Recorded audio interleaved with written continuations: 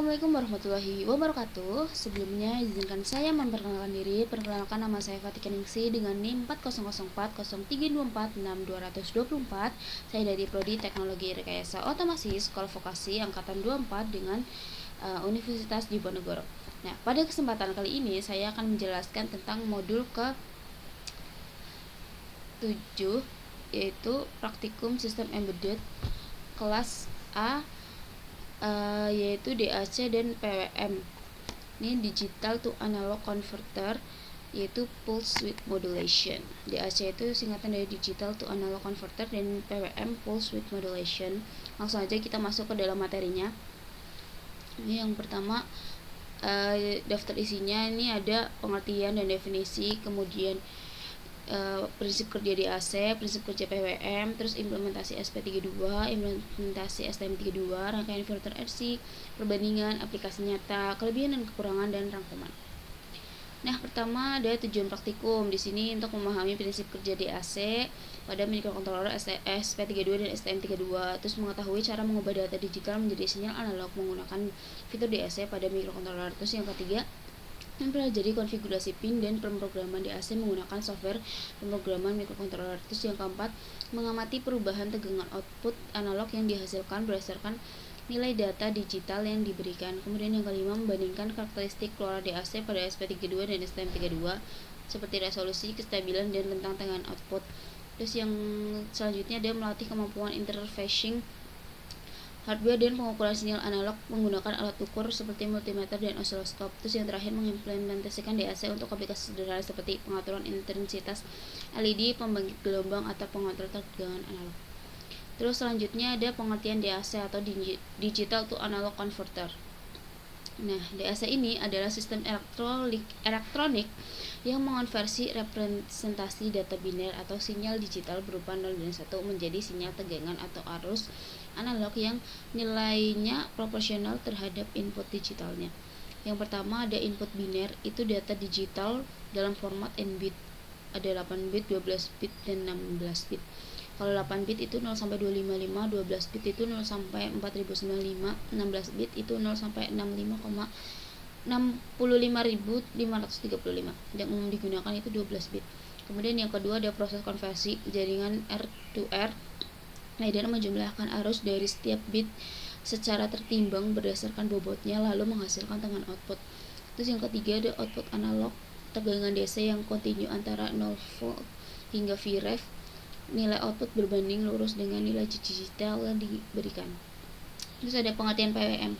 PWM ini adalah teknik mengatur daya listrik dengan cara memvariasikan lebar pulsa, durasinya on off pada sinyal digital berfrekuensi tetap. Nilai tegangan rata-rata output ditentukan oleh persentase waktu on dan dalam satu periode.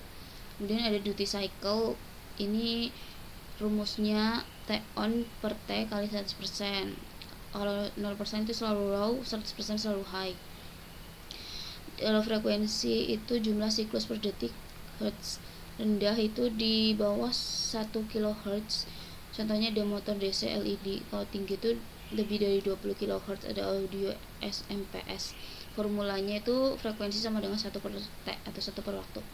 Terus tegangan rata-rata atau tegangan output efektif yang dihasilkan atau VDC sama dengan VCC kali duty cycle. Contoh VCC nya 3,3 volt, duty cycle nya 50%, terus Vout-nya dikalikan jadi 1,65 volt. Ini ada DAC versus PWM gambaran umumnya. Kalau DAC itu true analog outputnya, output tegangan analog murni tanpa filter tambahan, terus cocok untuk audio berkualitas tinggi dan sinyal presisi. Terus ada membutuhkan hardware DAC khusus di MCU, terus resolusinya 8-16 bit tergantung chip, perubahan tegangan instan dan bersih, kemudian konsumsi daya relatif lebih tinggi, harga MCU dan DAC dengan DAC cenderung lebih mahal. Terus ada PWM-nya, simulasi analog ini tersedia di hampir semua MCU modern. Efisiensi daya tinggi, switching mode, cocok untuk motor, servo, dan LED dimming, mudah dikonfigurasi melalui timer software. Butuh filter RC untuk menghasilkan analog murni. Terdapat ripple voltage setelah difilter, bandwidth terbatas karena pengaruh filter. Terus ada prinsip kerja DAC jaringan R2R ladder. Formula utamanya Vout sama dengan Vref dikali D bagi 2 pangkat N. N itu sama dengan jumlah bit, kalau D itu nilai digital desimal. Nah, diagram R to R ladder itu ada 4 bit. Ini ya diagramnya. Terus resistor, nilai resistor dasar yang menghubungkan antar node secara horizontal pada jaringan tangga. Terus ada 2R, ini resistor 2R, nilai 2 kali resistor menghubungkan setiap jalur bit ke node utama secara vertikal. Terus ada superposisi arus, ini bentuknya kayak sigma. Ini setiap bit menyumbangkan arus tertimbang total arus dijumlahkan di node output yang menghasilkan Vout. Terus ada resolusi dan formula DAC. Step size atau resolusinya itu Vref dibagi 2N dikurang 1. Ini boleh dilihat. Ini ada contohnya, DAC 8 bit itu Vrefnya 3,3 volt, maka nilai 128 menghasilkan Vout 3,3 kali 128 dibagi 255. Hasilnya ada 1,655 volt. Ini ada prinsip kerja PWM atau duty cycle dan frekuensi. Duty cycle menentukan tegangan rata-rata output. Semakin besar duty cycle, semakin tinggi tegangan analog yang dihasilkan setelah difilter. Rumusnya adalah Vout sama dengan VCC kali duty cycle. 25% duty cycle, Vout-nya itu 0,825 volt. Sinyal high hanya seperempat periode, output analog mendekati seperempat dengan supply. Terus 25% duty cycle itu voltnya 1,65 volt yang seimbang antara high dan low, output analog tepat setengah tegangan supply. Terus duty cycle 75% Vout-nya itu 2,475 volt, sinyal high selama 3/4 periode, output analog mendekati 3/4 tegangan supply. Terus rangkaian filter RC atau low pass filter. Filter RC berfungsi meratakan sinyal PWM menjadi tegangan DC yang stabil dengan cara membuang komponen frekuensi tinggi. Semakin besar nilai RC, semakin halus output, namun respon semakin lambat. Diagram rangkaian RC low pass filter ini ada PWM in, N resistor, kemudian ada Vout atau analog, terus ada kapasitor juga. Ini rumusnya frekuensi cut off atau FC sama dengan 1/2pi kali R kali C. Terus ripple voltage ini atau V ripple itu rumusnya VCC per FPWM kali R kali C. Terus contoh nilainya itu R 10 kilo ohm, terus C nya 100 NF, terus VC nya sama dengan 150 Hz. Terus ada implementasi DAC pada SP32. Nah, di sini itu ada program di Arduino, menggunakan Arduino. Terus ini di GPIO-nya 25 channel 1, GPIO 26 itu channel 2, 8 bit, 256 level, terus 0 sampai 33 volt itu range outputnya. Terus catatan pentingnya nilai 0 sama dengan output 0 volt, nilai 255, outputnya 3,3 volt proporsional linear. Formulanya itu Vout sama dengan volt per 255 kali 3,3 volt. DAC tidak dapat digunakan bersama Wi-Fi mode aktif penuh. Tidak ada hardware DAC pada seri SP32 S2 ke atas atau diganti I2S. Digunakan atau gunakan fungsi DAC output voltage dari library driver atau DAC.h. Terus ini implementasi PWM pada SP32 LEDC. Di sini ada 16 itu channel PWM independen bisa berbeda frekuensi. Terus 1 sampai 16 itu bit resolusinya. Nah, ini 16 bit frekuensi sesuai kebutuhan presisi.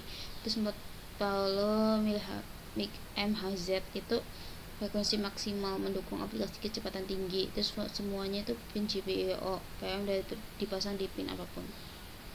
Langkah konfigurasi LEDC ini, LEDC setup, CH frequency resolution, inisiasi channel, terus LED attach pin CH itu dihubungkan pin ke channel, LEDC write, ini tulis nilai duty cycle.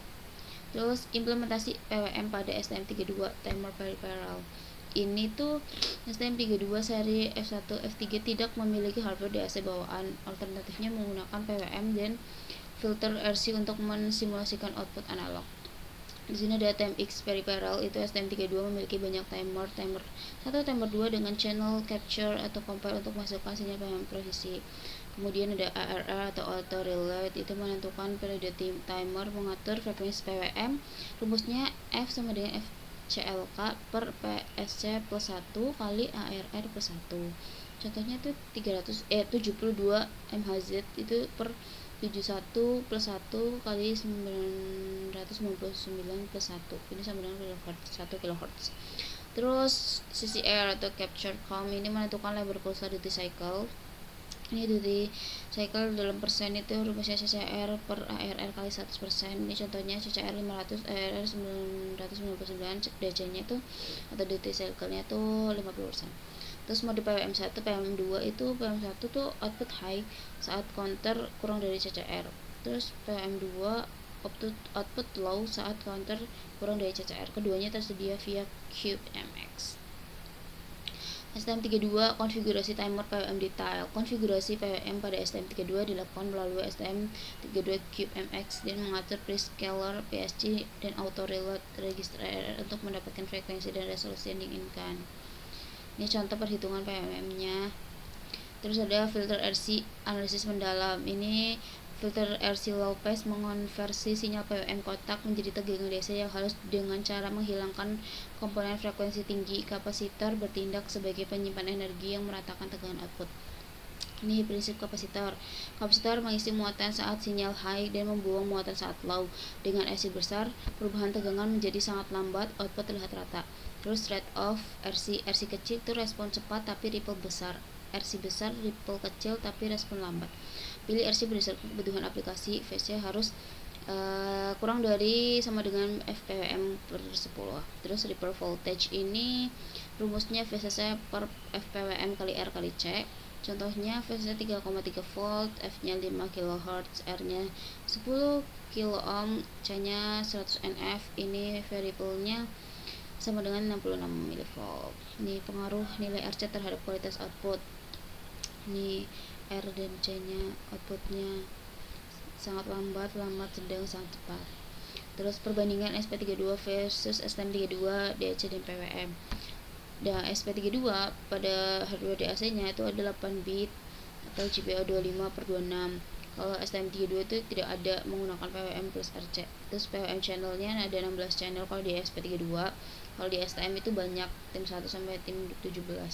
Kalau resolusi PWM-nya di SP32 ada 1 sampai 16 bit, itu fleksibel. Kalau STM itu hingga 16 bit ARC atau CCR. Terus frekuensi PWM-nya hingga 40 MHz. Ini SP. Kalau STM itu puluhan MHz.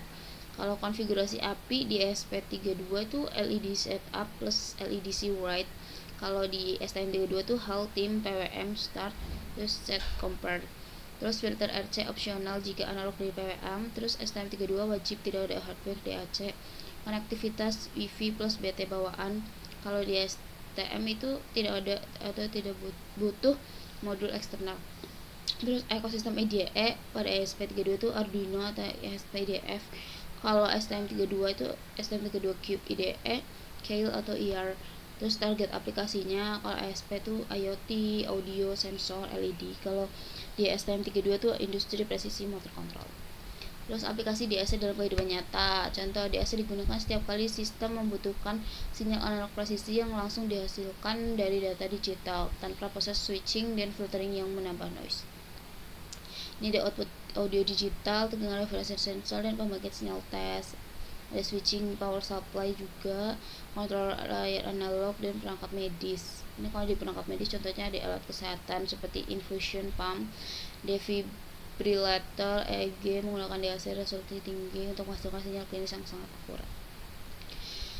Ada juga PWM, aplikasi PWM dalam kehidupan nyata. Itu PWM dapat digunakan karena hampir semua mikrokontroler modern sudah dilengkapi fitur ini. Efisiensi daya yang tinggi menjadikannya pilihan utama untuk aplikasi kontrol daya. Adapun contohnya ada servo motor, ini dikendalikan PWM frekuensi 50 Hz, terus di motor DC, kontrol kecepatan, LED dimming, kemudian pembangkit nada audio, switching regulator dan kontrol suhu heater. Ini contohnya elemen pemanah dikendalikan oleh duty cycle PWM untuk menjaga suhu set point tertentu, digunakan pada oven dan inkubator. Nah, selanjutnya ada kelebihan dan kekurangan DAC. Kelebihannya tuh output analog murni, tidak memerlukan filter eksternal, langsung bersih dan stabil pada pin DAC. ideal untuk aplikasi yang sensitif terhadap noise. Terus responnya cepat, kualitas audionya tinggi, dan presisi tegangannya presisi. Atau step size-nya yang kecil memungkinkan kontrol tegangan yang halus untuk aplikasi sains dan medis. Kekurangannya tuh hardware khusus diperlukan, tidak semua MCU tuh dilengkapi di AC. Jika tidak tersedia, harus menambahkan chip di AC eksternal dan menambah biaya juga. Terus resolusi terbatas di MCU. MCU umum hanya menyediakan 8-12 bit. Untuk resolusi lebih tinggi memerlukan di AC eksternal berdedikasi yang lebih mahal. Terus sensitif terhadap noise supply, tidak cocok untuk kontrol daya. Terus kelebihan dan kekurangan PWM ada universal. Kelebihannya dulu ada universal di semua MCU. Terus efisiensi daya tinggi, fleksibel dan mudah dikonfigurasi, dan cocok untuk kontrol daya besar. Kekurangannya ada butuh filter RC eksternal, tipe voltage tidak bisa 0, bandwidth outputnya terbatas, dan tidak ideal untuk audio hi-fi. Terus rangkuman dan kesimpulan, DAC dan PWM adalah dua teknik fundamental dalam sistem embedded untuk menghasilkan sinyal analog dari mikrokontroller digital. Pemilihan metode bergantung pada kebutuhan presisi, efisiensi daya, dan ketersediaan hardware. Ada DAC, itu mengonversi nilai biner ke tegangan analog proporsional via jaringan air-to-air. Terus air-to-air ladder itu jaringan resistor yang menjumlahkan arus ketimbang dari setiap bit. Resolusi hardware DAC yang sederhana dan akurat. Terus STM32 ini tidak ada hardware DAC. V1 per V3 digunakan timer PWM Timex dengan register ARR, frekuensi, dan CCR duty cycle. Terus ada PWM mengatur duty cycle sinyal kotak untuk mensimulasikan tegangan analog. Rumusnya Vout sama dengan VCC kali DC persen, butuh filter RC untuk output money. SP32 DAC 8 bit di GPO 25 sampai per 26 di 0 sampai 3,3 volt. Terus filter RC rumusnya VCC sama dengan 1 per 2 pi kali R kali C. Harus dari FPWM semakin besar RC, ripple kecil tapi lambat. Ripple sama dengan rumusnya VCC per FPWM kali R kali C. Oke, sekian presentasi dari saya. Apabila ada kesalahan kata, saya mohon maaf. Wassalamualaikum warahmatullahi wabarakatuh.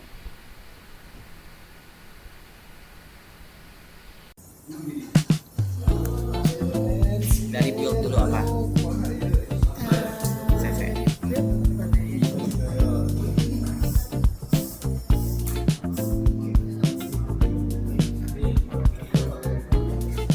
Jadi ini untuk percobaan pertama, yaitu DAC voltage output untuk menggunakan ESP32. Nah, di sini ada rangkaiannya, ada programnya. Programnya seperti ini. Lalu di sini ada rangkaiannya, dan di sini juga menggunakan oscilloscope. Nah, di sini ketika persentase LED-nya semakin menurun, maka di sini LED-nya pun akan mati atau meredup, dan pada hasil sinyal oscilloscope-nya pun akan berubah. Dan ketika persentase LED-nya menaik, di sini akan semakin terang LED-nya, lalu untuk hasil keluaran oscilloscope-nya pun akan berubah. Save lagi. Nah, di sini terdapat percobaan yang ketiga, yaitu mengontrol sudut menggunakan STM32 F103C8T6. Nah, di sini terdapat programnya, di mana penyambungannya potensiometer ke pin PA1, servo ke pin PA8, dan PWM ke pin PA6. Dan ini ada rangkaiannya. Di sini kita menggunakan Arduino Uno untuk tambahan extend-nya, dan di sini tersambung ke RES ke pin servo. Nah, di sini terdapat programnya. Delaynya kita menggunakan 100. Nah, langsung saja kita upload. Di sini sukses. Nah, di sini kita langsung menampilkan. Di sini kita terdapat serial monitornya, yaitu terdapat potensiometer, sudut, dan PWM. Nah, ketika potensiometernya diubah, maka servonya akan berputar dan di tampilan serial monitornya berubah. Nah, di sini juga terdapat osiloskopnya untuk melihat tampilan sinyal gelombang keluarannya. Nah, dimana ketika potensiometernya diubah semakin kecil, maka sinyalnya juga akan mengecil. Jika potensiometernya diubah ke besar, maka sinyal dari osiloskopnya juga akan melebar. Nah, ininya juga akan berputar.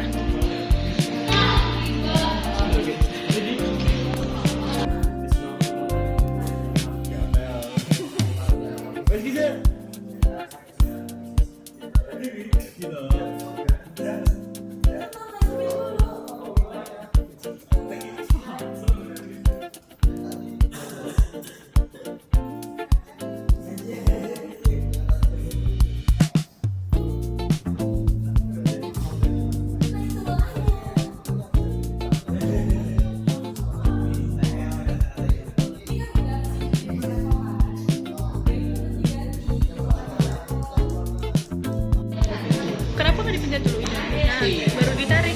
Baru ditarik gini ya? Iya. Pinter banget. Sip.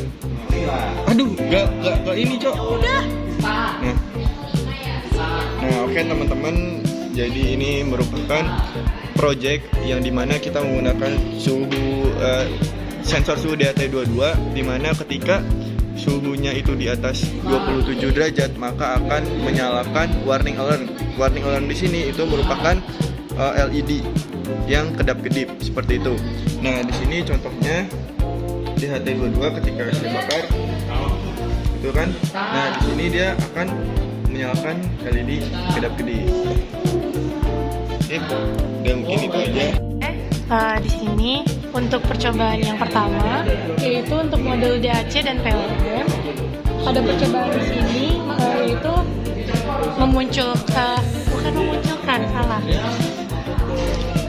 mengatur LED menyalanya itu dengan osiloskop. Di sini menggunakan ESP32. Lalu ini untuk rangkaiannya ada ESP32, lalu LED, lalu ada resistor juga. Nah, di sini untuk programnya. Nah, ini sudah di run.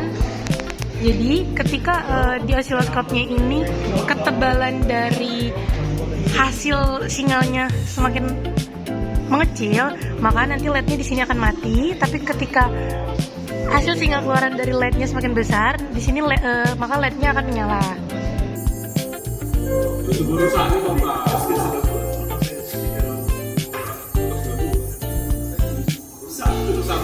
Nah, pada percobaan kedua, kali ini menggunakan ESP32 untuk mengontrol sudut servo SG90. Nah, di sini terdapat programnya, di mana servo motor pada pin data masuk ke pin 18. Untuk potensiometer dari data ini masuk ke pin 34. Nah, ini ada program dari Visual Studio Code-nya.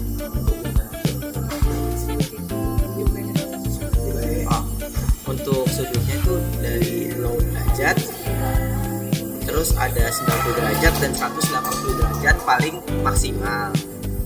Dan untuk servonya tuh nilainya bitnya sampai 4095. Nah, di sini terdapat serial print yang digunakan untuk mengeprint dari serial monitornya. Nah, ini kita menggunakan baud rate 115.200 dan untuk delaynya 1000 atau 1 detik. Nah, ini programnya.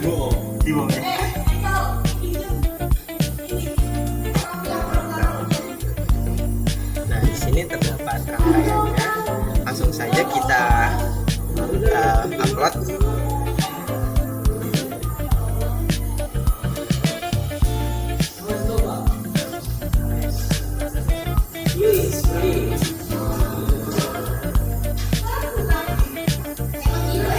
Nah, di sini sudah sukses. Pada itu langsung menunjukkan serial monitornya. Nah, di serial monitor terdapat potensiometer, sudut, dan duty cycle. Nah, di sini kita mengatur potensiometernya, kita ubah. Nah, dia maka akan bergerak. Di sini juga ikut bergerak untuk sudutnya. Nah, kita mentokkan lagi sampai potensiometernya 4095 dan sudutnya itu 180 derajat dengan duty cycle 8192. Nah, untuk di osiloskopnya dia seperti ini, maka dimana semakin kecil potensiometernya maka sinyalnya tuh semakin kecil. Nah, jika semakin di potensiometernya makin besar maka potensiometer sinyalnya makin besar. Nah, Sekian, terima kasih. Ayo, kita semua. Roll sudut servo SG90. Nah, di sini terdapat programnya, di mana servo motor pada pin data masuk ke pin 18. Untuk potensiometer dari data ini masuk ke pin 34. Nah, ini ada program dari Visual Studio Code-nya.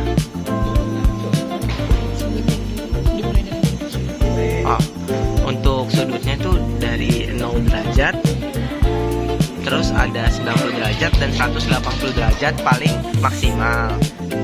Dan untuk servonya tuh nilainya bitnya sampai 4095. Nah, di sini terdapat serial print yang digunakan untuk mengeprint dari serial monitornya. Nah, ini kita menggunakan baud rate 115.200 dan untuk delaynya 1000 atau 1 detik. Aduh. Nah, ini programnya.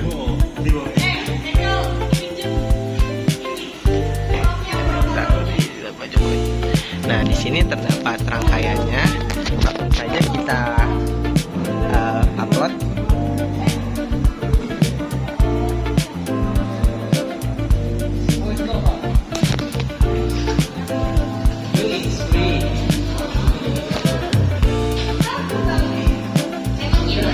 Nah, di sini sudah sukses. Maka dari itu kita langsung memunculkan serial monitornya. Nah, di serial monitor terdapat potensiometer, sudut, dan duty cycle. Nah, di sini kita mengatur potensiometernya, kita ubah. Nah, dia maka akan bergerak. Di sini juga ikut bergerak untuk sudutnya. Nah, kita mentokkan lagi sampai potensiometernya 4095 dan sudutnya itu 180 derajat dengan duty cycle 8192. Nah, untuk di osiloskopnya dia seperti ini, maka dimana semakin kecil potensiometernya maka sinyalnya tuh semakin kecil. Nah, jika semakin di potensiometernya makin besar maka potensiometer sinyalnya makin besar. Nah, gitu. Oke, jadi ini untuk percobaan pertama, yaitu DAC voltage output untuk menggunakan ESP32. Nah, di sini ada rangkaiannya, ada programnya. Untuk programnya seperti ini. Lalu di sini ada rangkaiannya, dan di sini juga menggunakan osiloskop. Nah, di sini ketika persentase LED-nya semakin menurun, maka di sini LED-nya pun akan mati atau meredup, dan pada hasil sinyal osiloskopnya pun akan berubah. Dan ketika persentase LED-nya menaik, di sini akan semakin terang untuk LED-nya, lalu untuk hasil keluaran osiloskopnya pun akan berubah.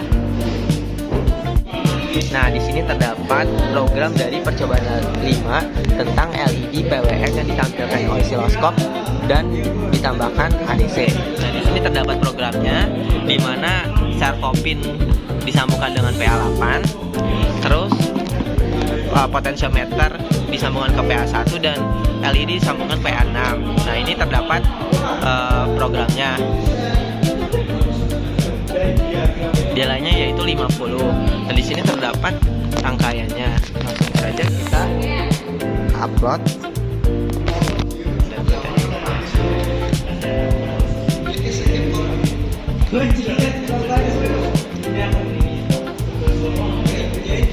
Nah, maka di sini akan muncul serial monitornya. Langsung saja kita ubah ke potensiometernya, kita ubah. Nah, dia akan terubah juga akan semakin tinggi potensiometernya, maka nilai LED-nya semakin terang. Jika semakin redup LED-nya, dia maka akan mati, dan di sini tampilannya juga akan mati. Serta ketika osiloskopnya di potensiometernya ditinggikan, dia akan tinggi, akan melebar sinyalnya. Ketika potensiometernya dikecilkan, maka sinyalnya juga akan mengecil. Nah, nilainya gitu. Oke, di sini ada simulasi pada praktikum untuk modul DAC dan PWM. Nah, di sini untuk percobaan pertama yaitu menggunakan ESP32. Nantinya itu akan menjelaskan DAC voltage output. Untuk pinnya di sini, untuk DAC sendiri, di sini menggunakan pin 25, lalu tersambung ke resistor. Lalu ada untuk pin 32-nya, yaitu tersambung dari resistor ke LED, resistor yang disambung pada LED. Lalu selanjutnya di sini ada dari LED bagian anodanya, itu tersambung ke ground. Nah, di sini ada untuk program Arduino, program pada CS code-nya. Nah, lalu di sini untuk cara kerjanya itu, ketika ketebalan dari hasil sinyal osiloskopnya semakin mengecil, maka di sini nanti LED-nya akan mati atau semakin meredup.